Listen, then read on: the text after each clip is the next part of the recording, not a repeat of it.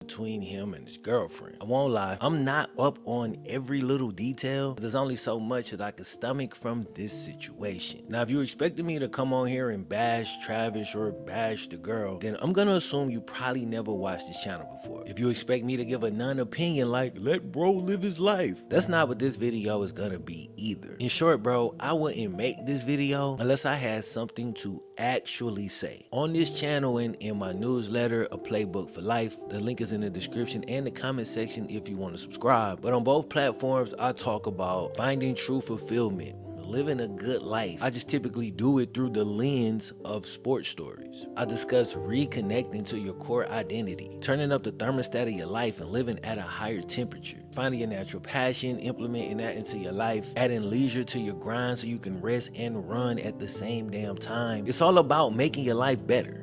But you can do all of that and still lead an unhappy life if you choose to share it with the wrong spouse. Bro, nothing can hinder or enhance your life like the person that lay next to you every night in your bed. The person you go home to ideally adds peace to your life. But when you choose poorly, bro, they actively disturb that peace. So whether you choose well or you choose poorly, that decision will echo throughout your whole life. So I like Travis Hunter. He seemed like a really good kid, and he's obviously one of the most talented football players that we've seen. But beyond that, the man seemed like a genuine soul.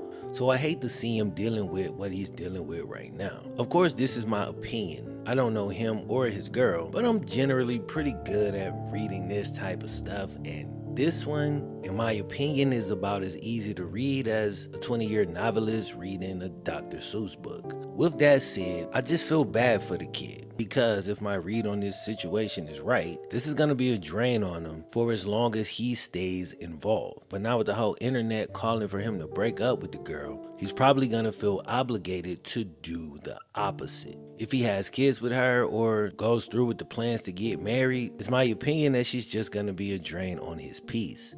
If you're looking for all the dirty details, this is not that video. I want to use this as a launch pad to help guys who might be looking for some guidance. If you're tired of hearing what not to do and how he messed up and would rather hear what you should do, red flags to look for from a married cat in his late 30s, then you have stumbled upon the right video. So while I'm using Travis as the backdrop to this, I'm not here to rehash their messy situation. I'm here to lay out a few brief and simple guidelines to maybe help in your decision-making process of choosing your own spouse. And for those who have already chosen, I think you'll mostly agree with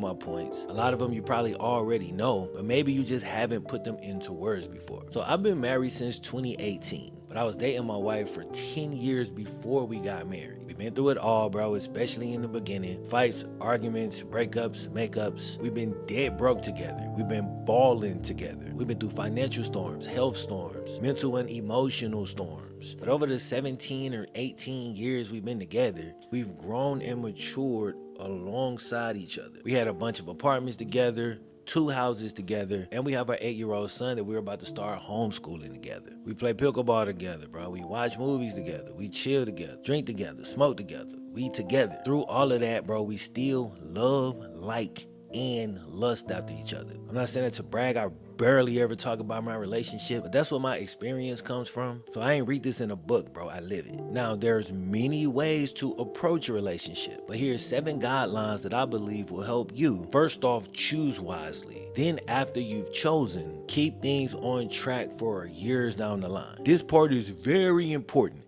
Every guideline got a flip side to it. That means everything you asking for, you also have to give. That's a major key that we oftentimes miss. Now, before we get into it, you have to be warned. If you simply choose your spouse poorly, she had great IG pictures, so you want to spend the rest of your life with her, as opposed to looking at qualities that will actually age well. But if you choose poorly, then nothing you do is ever gonna make it feel right. As the general manager, you drafted the wrong player. If that's the case, you need to